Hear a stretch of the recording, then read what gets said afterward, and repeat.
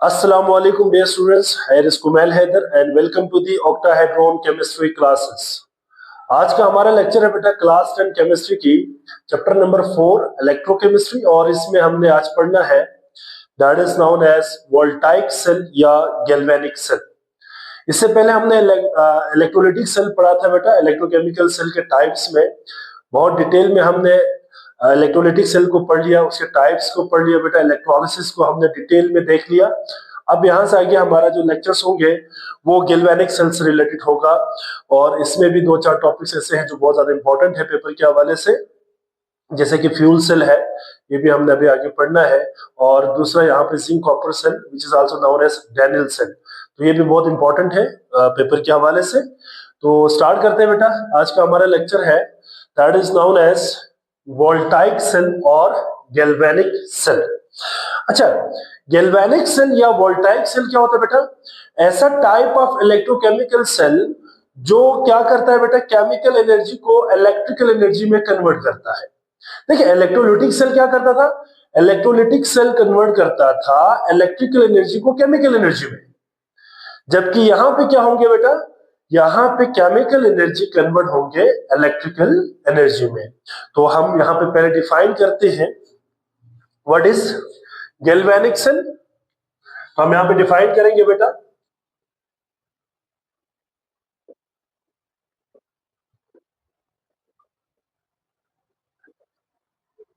Ji, the type of electrochemical cell which convert chemical energy into electrical energy is called galvanic cell या इसको voltaic cell कहते हैं। और याद रखिएगा बेटा, जो गैल्वेनिक सेल है उसमें एक स्पॉन्टेनियस रेडॉक्स रिएक्शन क्या करता है, इलेक्ट्रिकल एनर्जी प्रोड्यूस करता है। जी, तो एक स्पॉन्टेनियस रेडॉक्स रिएक्शन प्रोड्यूस करेगा इलेक्ट्रिकल एनर्जी। तो ये बेसिक डेफिनेशन है बेटा इसकी वोल्टाइक सेल या गैल्वेनिक सेल की। थोड़ी सी हम इसकी हिस्ट्री देखते हैं कि what is the history about you can say galvanic cell या वोल्टाइक सेल। अच्छा, इसको ना बेटा क्यों वोल्टाइक सेल कहते हैं, ठीक है? तो पहले मैं यहां पे सवाल बना रहा हूं, व्हाई वोल्टाइक सेल, इसको वोल्टाइक क्यों कहते हैं?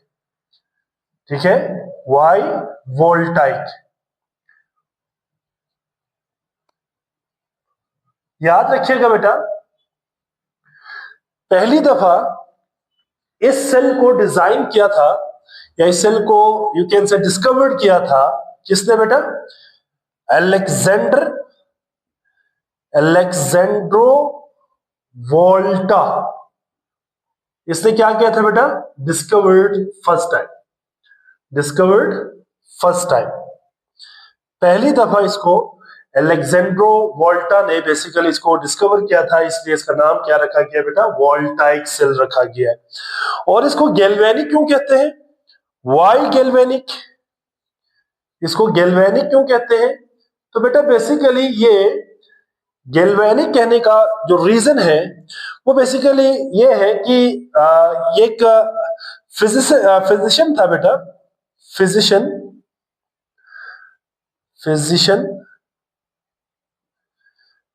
ये फिजिशियन होता है, डॉक्टर ना, बेसिकली ये डॉक्टर होता है, ठीक है, जो जनरल मेडिसिन के जो बेसिकली स्पेशलिस्ट होता है फिजिशियन। तो ये जो एक फिजिशियन था बेटा जिसका नाम था लूजी गैल्वेनी, इस बंदे के नाम से बेसिकली इसको गैल्वेनिक सेल रखा गया है, ठीक है, लूजी गैल्वेनी। अच्छा, ये जो बंदा है इसने बेसिकली पहली दफा प्रैक्टिकली ये जो मेडिकल फील्ड के अंदर जो है इसको यूज किया था। इसी बेस पे इसको एक रिगार्ड के तौर पे इसको नाम दिया गया गैल्वेनिक सेल का, ठीक है। इसके बाद हमने यहाँ पे गैल्वेनिक सेल में हमने जिस सेल को पढ़ना है बेटा वो है zinc copper cell, zinc copper cell, या इसको हम कहते हैं बेटा डैनियल सेल,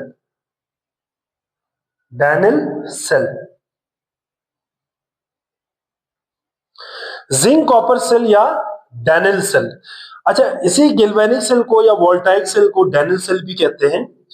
अच्छा, इट इज बिकॉज पहली दफा डैनियल ने, फ्रेडरिक डैनियल बेसिकली ये एक साइंटिस्ट था बेटा, इस बंदे ने पहली दफा जिंक और कॉपर के इलेक्ट्रोड को यूज करते हुए फर्स्ट गैल्वेनिक सेल को डिजाइन किया था, प्रिपेयर किया था। ठीक है बेटा, तो हम यहां पे कह सकते हैं कि zinc copper cell is also called Daniell cell because Friedrich Daniell prepared first, you can say, galvanic cell by using zinc and copper electrode. Zinc और कॉपर इलेक्ट्रोड को यूज करते हुए इसने पहली दफा क्या बनाया था बेटा? गैल्वेनिक सेल बनाया था, इसलिए इसका नाम क्या रखा? Daniell cell. अब हम इसकी कंस्ट्रक्शन वगैरह और इसकी डायग्राम और इसकी जो है वर्किंग वगैरह डिस्कस करेंगे बेटा। तो सबसे पहले हम कंस्ट्रक्शन की तरफ जाते हैं। कंस्ट्रक्शन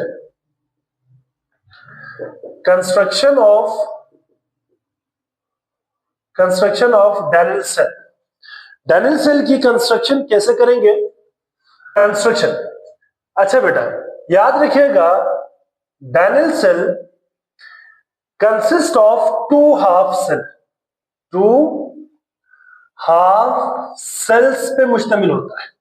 ठीक है, याद रखिएगा, टू हाफ सेल्स होते हैं और इसमें एक को हम कहते हैं बेटा जिंक हाफ सेल और दूसरे को कहते हैं copper half cell.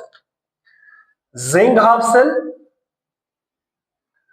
And copper half cell, ये दो हाफ सेल्स होते हैं, एक को जिंक हाफ सेल कहते हैं और दूसरे को कॉपर हाफ सेल कहते हैं।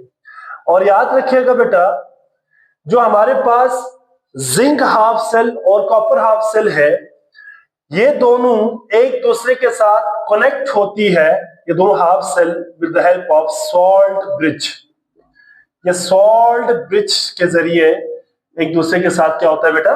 कनेक्टेड होती है। ठीक है, ये बेसिकली सॉल्ट ब्रिज की वजह से ही इलेक्ट्रिकल कंडक्शन पॉसिबल होती है, अदरवाइज सर्किट कंप्लीट नहीं होता। इसके बाद अगला पॉइंट बेटा वोल्ट मीटर होता है। It is used to measure the current in volt. Current को मेजर करने के लिए, वोल्ट में मेजर करने के लिए इस्तेमाल किया जाता है वोल्ट मीटर। ठीक है, मेजर करंट इन वोल्ट। ठीक है, वोल्ट में करंट को मेजर करने के लिए यह इस्तेमाल किया जाता है। अच्छा जी, इसके बाद कंस्ट्रक्शन में बेटा एक और चीज भी आपने याद रखनी है कि जो जिंक हाफ सेल होता है, जिंक हाफ सेल और दूसरा कॉपर हाफ सेल। ठीक है, इन दोनों में मैं एक एक पॉइंट यहां पे भी ऐड कर लेता हूं। जिंक हाफ सेल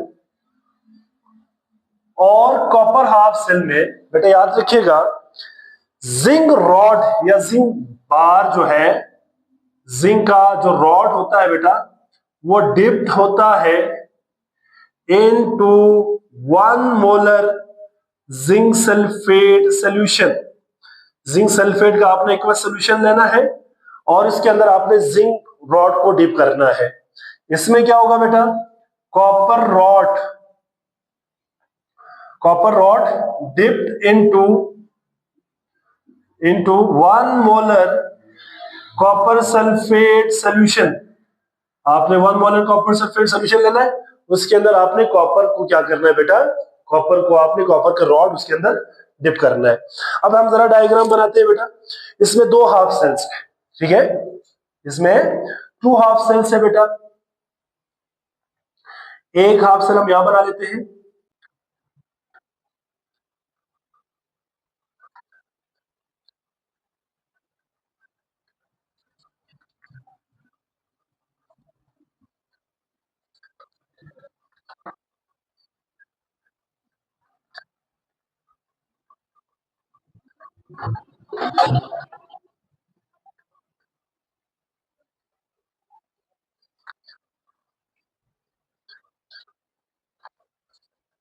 अच्छा जी, ये डायग्राम मैंने बना दिया बेटा, ठीक है। और इसमें क्या होगा बेटा, हम क्या करेंगे, ये वाला जिंक हाफ सेल हम कहेंगे इसको, जैसे जिंक हाफ सेल, और ये वाला कॉपर हाफ सेल, ये दो हाफ सेल हो गया बेटा। इसके अंदर 1 मोलर जिंक सल्फेट सोल्यूशन होगा, इसमें 1 मोलर कॉपर सल्फेट सोल्यूशन होगा। एज वी नाउ दैट जब ये सोल्यूशन होंगे तो यहाँ पे जिंक के आयंस भी होंगे बेटा +2, और सल्फेट के आयंस भी होंगे -2। यहाँ पे भी कॉपर के आयंस होंगे Cu+2, और क्या होंगे बेटा, यू कैन से सल्फेट के आयंस होंगे -2। ठीक है, तो ये आयंस यहाँ पे फ्रीली मूव कर रहा होगा सोल्यूशन के अंदर। यहाँ पे भी हम जिंक के आयंस और सल्फेट के आयंस यहाँ पे हमने बनाए हुए, ठीक है। अच्छा, इसको हम कहेंगे बेटा, this is known as copper, you can say electrode, और इसको हम कहेंगे बेटा जिंक इलेक्ट्रोड, ठीक है। अच्छा जी, ये आपको जो नजर आ रहा है बेटा, this is known as volt meter, volt meter, ठीक है। अच्छा जी, ये हमारा कंस्ट्रक्शन है। अभी तक यहां पे कोई करंट प्रोड्यूस नहीं होगा। करंट प्रोड्यूस कब होगा बेटा, जब हम यहां पे एक यू शेप यहां पे हम एक सॉल्ट ब्रिज यहां पे लगाएंगे। This is a U shape salt bridge, ठीक है बेटा। इसको हम क्या कहेंगे, सॉल्ट ब्रिज कहेंगे। ये एक सॉल्ट ब्रिज है। जो ही आप यहाँ पे सॉल्ट ब्रिज डालेंगे बेटा, यहाँ पे कनेक्ट करेंगे। अब सॉल्ट ब्रिज के अंदर क्या होगा बेटा, सॉल्ट ब्रिज के अंदर बेसिकली क्या होता है, यहाँ पे इलेक्ट्रोलाइट होते हैं बेटा, इनर्ट इलेक्ट्रोलाइट होते हैं, जो कि पेस्ट की शक्ल में होता है, सेमी सॉलिड, मतलब ये लिक्विड नहीं होगा। यहाँ पे बेसिकली ये पेस्ट की शक्ल में होता है। और यहाँ पे हम इसके ऊपर कॉटन जो है बर्ड लगा देते हैं, यहाँ पे कॉटन लगा देते हैं, यहाँ इसकी माउथ के ऊपर, बिल्कुल। तो ये सॉल्ट ब्रिज जो ही हम कनेक्ट करेंगे ना बेटा, इस सॉल्ट ब्रिज की कनेक्शन की वजह से सर्किट क्या हो जाएगा, कंप्लीट हो जाएगा। देखिए, सॉल्ट ब्रिज के अंदर हम पोटेशियम क्लोराइड या पोटेशियम नाइट्रेट वगैरह कोई भी हम इलेक्ट्रोलाइट यहाँ पे यूज कर सकते हैं। इसका फंक्शन मैं आपको बाद में बताऊंगा। ये हमारा टोटल कंस्ट्रक्शन है बेटा, इसकी डैनियल सेल की या जिंक कॉपर सेल की। अब हम इसकी वर्किंग को डिस्कस करते हैं बेटा। वर्किंग क्या होगा, देखिए, जो ही हम सॉल्ट ब्रिज को कनेक्ट करेंगे, सॉल्ट ब्रिज को हम दोनों हाफ सेल के दरमियान लगा देंगे, या दोनों हाफ सेल को कनेक्ट करेंगे with the help of salt bridge. Then क्या होगा बेटा, जो जिंक के एटम है वो टूट के जिंक के सॉल्यूशन के अंदर आ जाएंगे the form of Zn+2 ions, ठीक है। Zn+2 आयंस के फॉर्म में यहां पे सॉल्यूशन के अंदर आ जाएगा। बहुत सारे जिंक एटम जिंक आयंस के फॉर्म में सॉल्यूशन के अंदर आ जाएगा, और अपना इलेक्ट्रॉन इसी रॉड के ऊपर ही लॉस करके आएगा। जो इलेक्ट्रॉन है वो इसी जिंक रॉड के ऊपर ही लॉस करके आएगा। एज अ रिजल्ट, ये जो आपको नजर आ रही है रॉड, इस रॉड के ऊपर नेगेटिव चार्ज आएगा।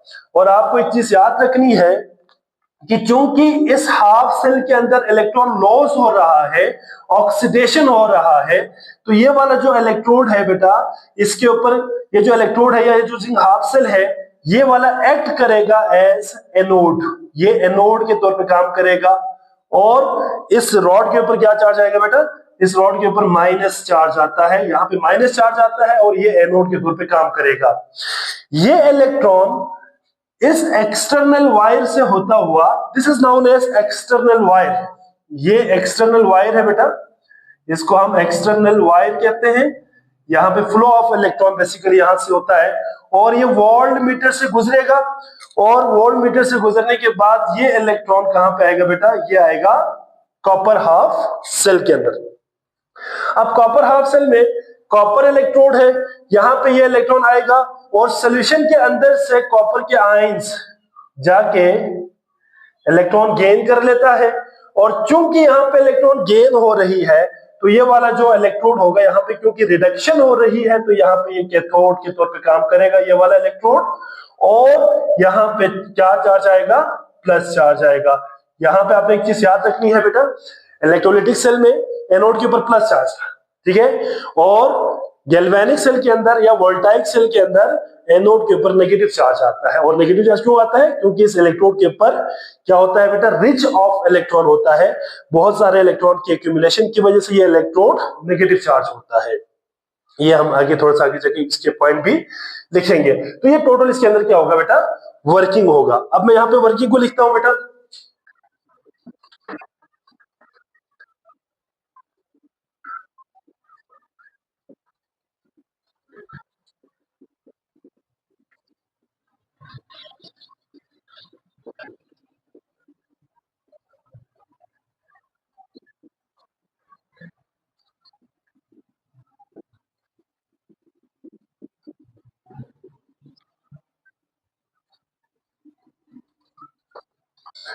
जी, तो ये वर्किंग मैंने आपको यहाँ पे लिख दिया बेटा, ठीक है। जो वर्किंग मैंने आपको यहाँ पे समझा दिया था वो सारा मैंने यहाँ पे लिख दिया। क्या है बेटा, when a salt bridge connect to half cell, then the zinc atom enter into the solution in the form of zinc plus 2 ions and give the electron to the zinc rod, so oxidation takes place in the zinc half cell.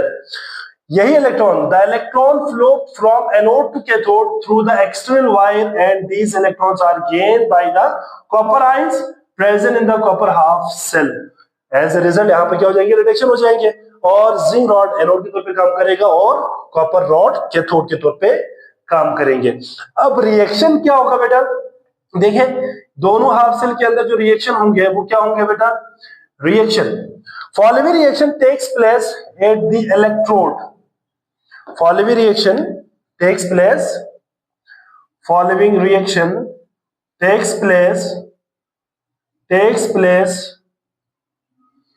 Eight electrode, electrode के ऊपर following reaction takes place होंगे।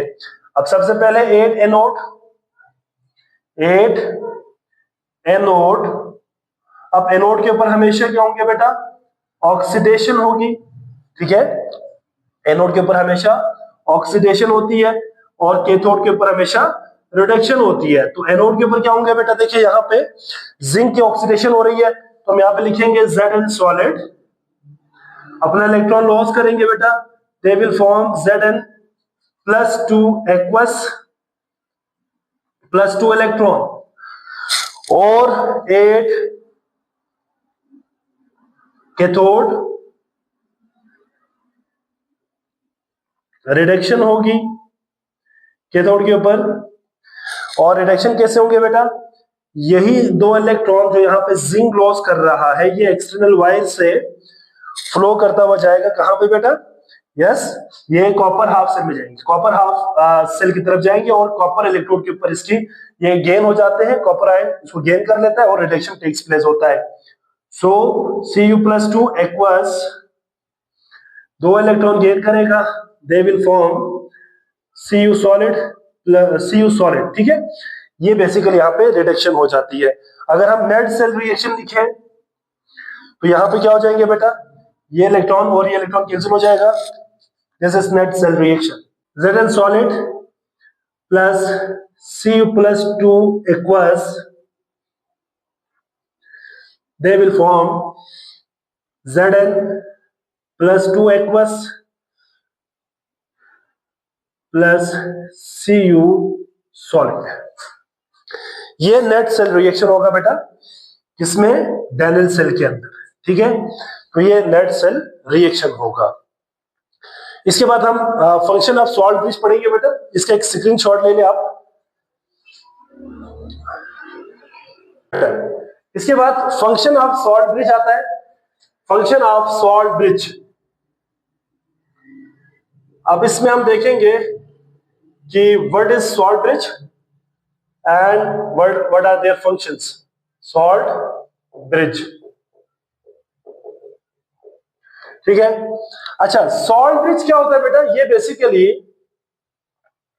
एक you shaped glass tube होता है जिसके अंदर a paste of an inert electrolyte होता है। क्या होता है, paste of inert electrolyte, a U shaped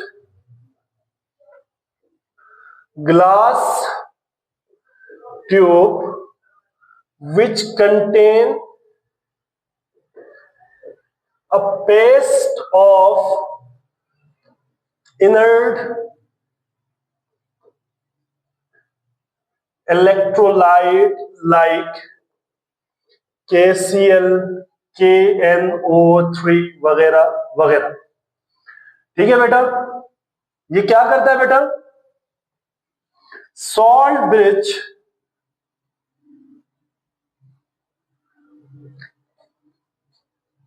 क्या करेंगे बेटा? Complete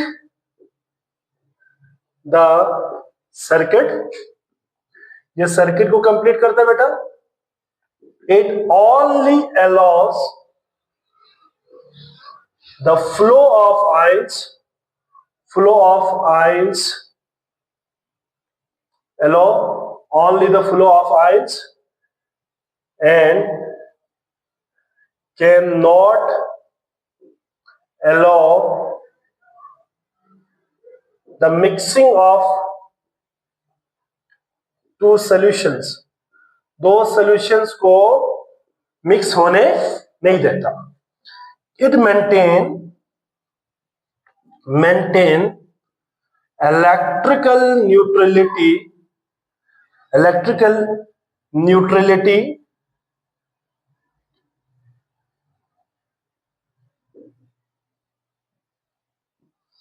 in two half cells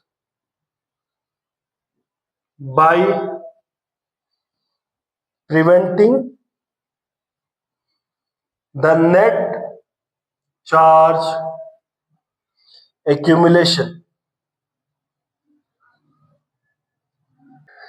It maintain electrical neutrality in two half cells by preventing the net charge accumulation। ये net charge accumulation को प्रिवेंट कर देता है ताकि यहाँ पे इलेक्ट्रिकल कंडीशन होता रहे, यहां से करंट प्रोड्यूस होता रहे। मिसाल के तौर पर अगर मैं थोड़ा सा इसको आपको एग्जांपल से समझाऊं तो इसमें होता ही है बेटा, फॉर एग्जांपल जो हमारा इलेक्ट्रोलाइट है, फॉर एग्जांपल तो यहाँ पे ले रहा हूं, दैट इज KNO3।